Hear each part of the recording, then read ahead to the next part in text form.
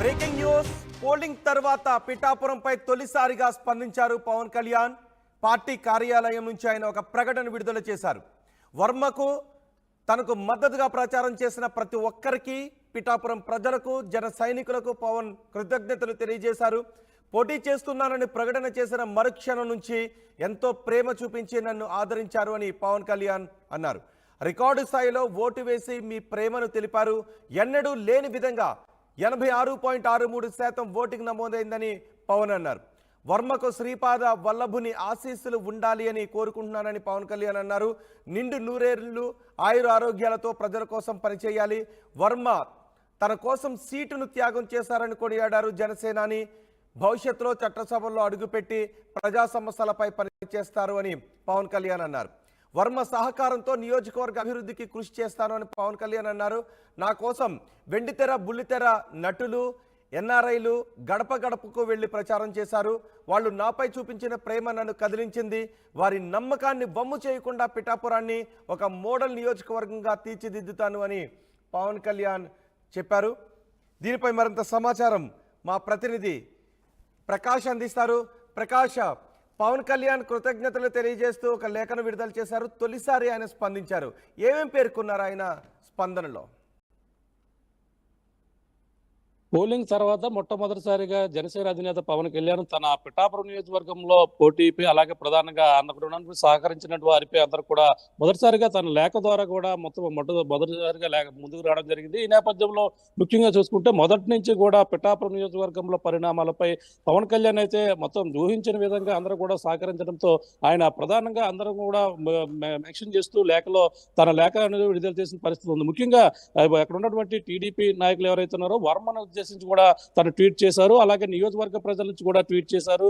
నియోజకవర్గంలో కని విని ఎరగని రీతిలో రికార్డు స్థాయిలో పోలింగ్ శాతం అయితే నమోదైన పరిస్థితి. దీనికోసం కూడా మా పవన్ కళ్యాణ్ కూడా చెప్పడం జరిగింది. ముఖ్యంగా చూసుకుంటే పిఠాపురం నియోజకవర్గంలో కని విని ఎరగని రీతిలో నేను మొదటి నుంచి కూడా ఎప్పుడైతే పోటీ చేస్తారని ప్రకటన చేసిన కానీ నియోజకవర్గ ప్రజలు కూడా నాకు అండగా నిలిచారు. అందరూ కూడా ప్రేమాభిమానాలు చూపించారని చెప్పేసి అని అంటున్నారు. ప్రతి ఒక్కరు కూడా 86% ఓటు శాతం నమోదవడంతో ప్రతి ఒక్కరు కూడా ఎక్కడెక్కడ దూర ప్రాంతాల నుంచి వచ్చిన ప్రతి ఒక్కరు కూడా ఓటు వేసి నాపై ప్రేమ చూపించిన ప్రతి ఒక్కరికి ప్రత్యేక ధన్యవాదాలు అంటూ పిఠాపురం నియోజకవర్గ ప్రజల కోసం మాట్లాడుతూనే, అలాగే అక్కడ ఉన్నటువంటి టీడీపీ ఇన్ఛార్జ్ ఎవరైతే ఉన్నారో పిఠాపురం మాజీ ఎమ్మెల్యే వర్మ సహకారం కూడా నేను ఎన్నడూ కూడా మరవందంటూ తన బర్త్డే మొన్ననే జరిగింది. బర్త్డే విషెస్ కూడా తన లేఖ ద్వారా చెప్పడం జరిగింది. తనంతా కూడా తన ఆశీస్సులు, అలాగే శ్రీపాద వల్లభుని ఆశీస్సులన్నీ కూడా పవన్ కళ్యాణ్ అయితే వర్మకు ఉండాలంటూ కోరిన పరిస్థితి ఉంది. ఈ నేపథ్యంలో తన కూడా సహకారం ఎన్నడూ కూడా మరవలేంది. తన క్యాండిడేట్ టీడీపీ అభ్యర్థిగా ఉంటూ, టీడీపీ నియోజకవర్గంలో బలమైన క్యాండిడేట్ గా ఉంటూ తన సీటును కూడా త్యాగం చేశారు. త్యాగం చేసినటువంటి వర్మ సేవలు మరవలేనిది. అలాగే టీడీపీ కార్యకర్తలు కావచ్చు, జనసేన మొత్తం బీజేపీ మొత్తం అందరూ కూడా కలిసి నా గెలుపు కోసం అయితే ప్రతి ఒక్కరు కూడా పనిచేశారు. నేను రాకపోయినా నియోజకవర్గంలో ఆయన అంతా కూడా ప్రచారంలో వెళ్లి పనిచేసినటువంటి పరిస్థితి ఉంది. అలాగే ప్రత్యేకంగా వర్మనైతే చట్టసభల్లో అడుగు పెట్టబోతుంటారు. తన ప్రజా శ్రేయస్సు కోసం అయితే చట్టసభల్లో తన గొంతుని వినిపించే విధంగా త్వరలోనే ఉంటారంటూ, భవిష్యత్తులో వర్మ కూడా వెళ్తారంటూ మరొక విధంగా కూడా కామెంట్ చేసిన పరిస్థితి ఉంది. అంతేకాకుండా తన కోసం లెటర్ రాశారు. ఎవరైనా విమర్శిస్తూ ఏమైనా పాయింట్స్ రాశారు అందులో? తనను నిందించిన వాళ్ళకి కానీ, ప్రతిపక్ష పార్టీ నాయకులకు కానీ? అంటే ప్రధానంగా అందులో అయితే కేవలం ఎవరైతే సహకరించిన వారి కోసం, అలాగే నియోజకవర్గ ప్రజల కోసం, నియోజకవర్గంలో అభివృద్ధి ఏ విధంగా చేస్తానో, అలాగే తన కోసం వచ్చినటువంటి వెండితెర నటులు, అలాగే బుల్లితెర నటులు ఎవరైతే ఉన్నారో అందరూ కూడా ప్రత్యేక ధన్యవాదాలు చేశారు. అంటే ఇంటింటికి వెళ్ళి గడప వెళ్ళి నా కోసం ప్రచారం చేసినటువంటి సినీ నటులు ఎవరైతే ఉన్నారో వాళ్ళందరూ కూడా ప్రత్యేక కృతజ్ఞతలు తెలుపడం జరిగింది. అంతేకాకుండా ప్రధానంగా నియోజకవర్గం ఒక మోడర్న్ సిటీగా తీర్చిదిద్దారని చెప్పేసి అన్నారు.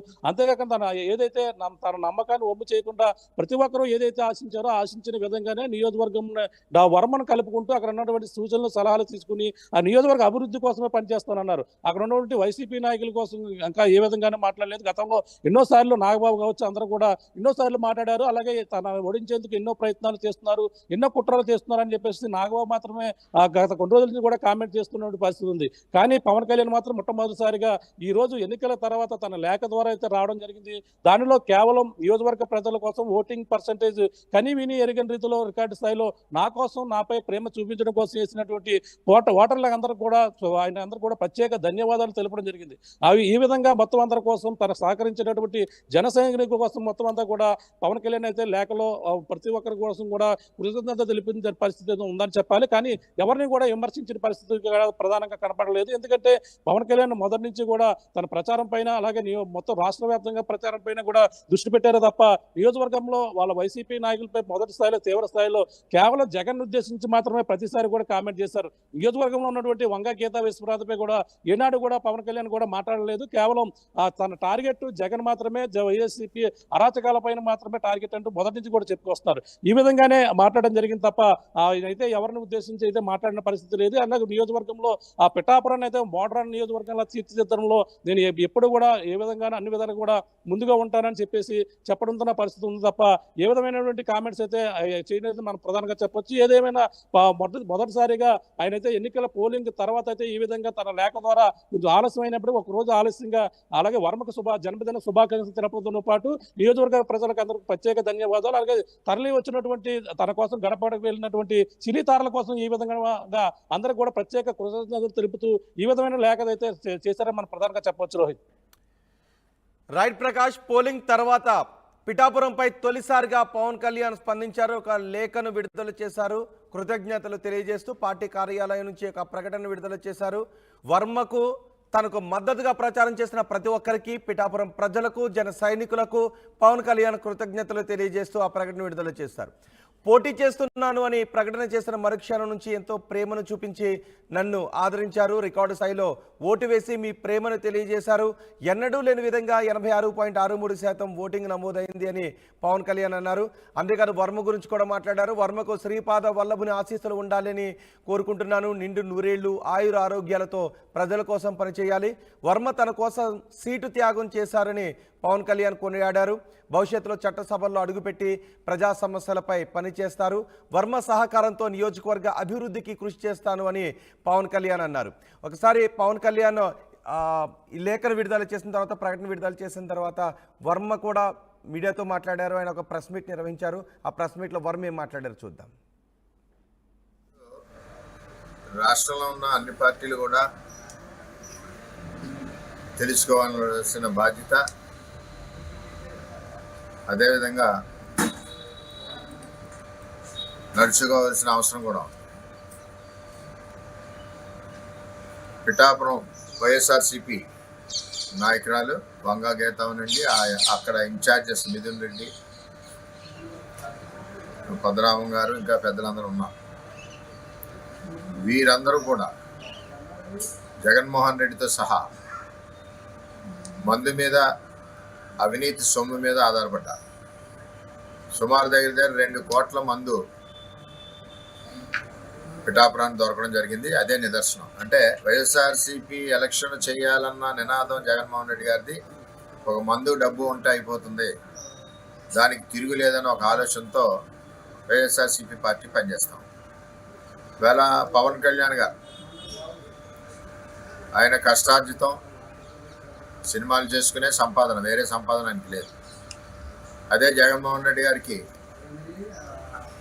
గంజా వ్యాపారం, లిక్కర్ వ్యాపారం, ఇసుక మాఫియా, మట్టి మాఫియా, రకరకాల వ్యాపారాలు వేల కోట్లతో ఉండి ఆ అవినీతి సొమ్ముతో పిఠాపురం నియోజకవర్గాన్ని ముంచేశారు. అలాగే లిక్కర్తో ముంచేశారు.